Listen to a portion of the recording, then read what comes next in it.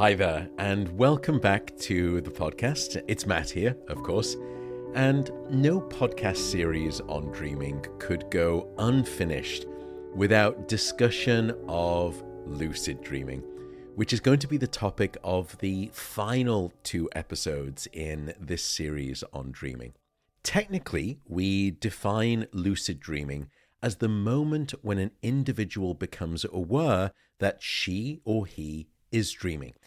However, most people think of lucid dreaming as much more than this, and specifically as gaining full volitional control over your dreams.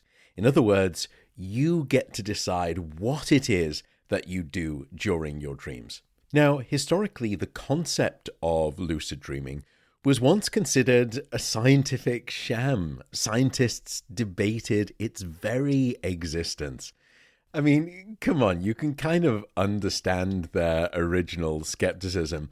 First, to claim that people can all of a sudden consciously gain control over a normally non-consciously controllable process injects a heavy dose of ludicrous into the already preposterous experience that we call dreaming.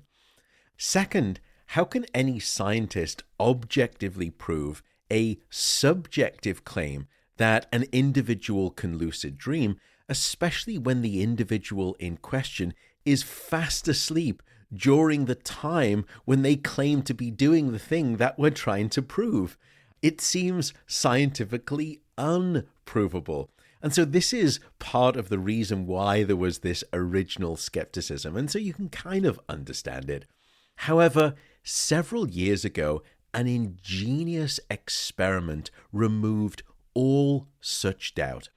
What the scientists did was place lucid dreamers inside an MRI scanner. Now, the first part of the experiment was conducted while they were awake, and the scientists instructed the participants to first clench their left hand and then clench their right hand, and to do that over and over again. Left hand, right hand, left hand, right hand. And the researchers were taking snapshots of brain activity as they were doing this. And it allowed them to define the precise brain areas controlling the left hand and the right hand of each one of those individuals. Then came the second part of the experiment. The participants did another MRI scanning session. But now, instead of being awake, they were allowed to enter REM sleep where they could dream. Now, as you'll remember from the first episode in this series, when you enter into REM sleep, all of your voluntary skeletal muscles are paralyzed, and this prevents you from physically acting out your dream. What I didn't tell you, however, is that there is a set of voluntary muscles that are spurred from this paralysis and that remain active.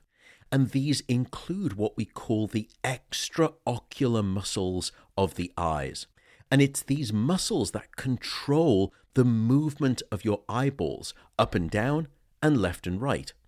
Now, why have I taken this tangent? Why am I telling you about the fact that the eyeballs can still move around? And of course, that's why we have these things called rapid eye movements during REM sleep. We already knew that those muscles that control the eye movements were spurred from the paralysis many decades ago. Well, I'm telling you this because it's the very freedom of the eye movements themselves that give the lucid dreamers a form of language. And it's their eyes, underneath the closed eyelids, of course, when they're asleep and when they're in REM sleep, that essentially become a tool to communicate with scientists, firstly, about when they have become lucid in their dream, and then second, what it is that they're dreaming about.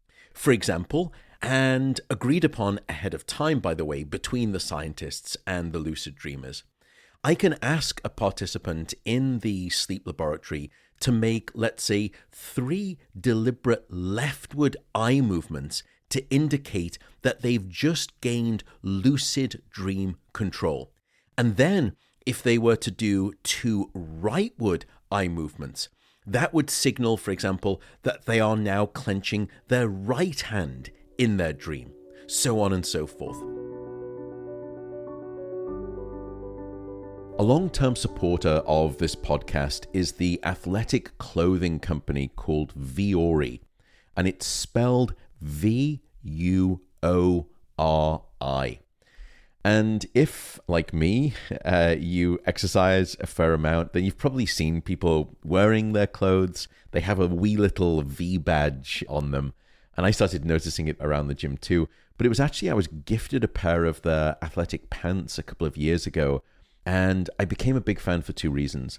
The first is that they produce just really good, truly high quality clothing. And once you put it on, it's just immediately apparent. I think we all know what good quality clothing actually feels like. The second is that I try hard to be good to this remarkable place that we live in called planet Earth. And that's especially having grown up watching Sir David Attenborough on the BBC. Wonderful, an inspiration. And why I also like Vuori is that they offset their carbon footprint completely. And I mean 100%. And that includes using, sustainable materials and avoiding harmful plastics, etc. So that was really my choice. That's just to give you background as to my story. So if you like athletic clothing and you wish to help the planet out, then check them out. Just go over to vuori.com/Matt Walker. That's VUORI.com/Matt Walker. And using that web link, you will get 20% off your purchase. So that is vuori.com/Matt Walker. Today's podcast is supported by the biochemical electrolyte drink company called Element. And it's actually 4 letters. It's LMNT. So Element. I have shamelessly or shamefully mentioned before that I'm a bit of an exercise and health nut. And of course, there's lots of sports electrolyte drinks out there, and I've just not been a fan of any of them. And it was when I was doing my research online, trying to look for something that I did feel as though was healthy, that I stumbled upon Element. And I started using it about 2 years ago before the podcast for 2 reasons. The first is that the sugar content of most of these electrolyte drinks that you will be looking at is very high. And personally, and without any judgment, that's just not my thing. And it also actually circles back around to the link between high sugar and poor sleep quality that I've mentioned in previous episodes. The second reason was actually because of the founders. One of the founders is Rob Wolf, and he's a biochemist. And they approached creating Element from the basis of science rather than the basis of cell. And Element has no sugar, it has no coloring, no artificial ingredients. And as you can imagine, me being me, it's in that science that I believe in and that I entrust my health in, including my blood biochemical balance. So if you want to give it a try, just go over to Drink LMNT, which is DRIK, the word drink, Drink LMNT.com/Matt Walker, and you'll actually get 8 free sample packs as you purchase any one of their orders. So again, that's drinklmnt.com/Matt Walker. So let's come back to that ingenious study then. Having gone through the first round of the experiment, where the scientists were able to develop the ground truth of waking brain activity that defined which parts of the brain were controlling the left hand and which parts of the brain were controlling the right hand. Then, as I mentioned, the participants did a second MRI scanning session, and now they were allowed to fall asleep. And first, the participants signaled to the scientists with a specific set of eye movements when they had become lucid, when they were inside of the MRI scanner.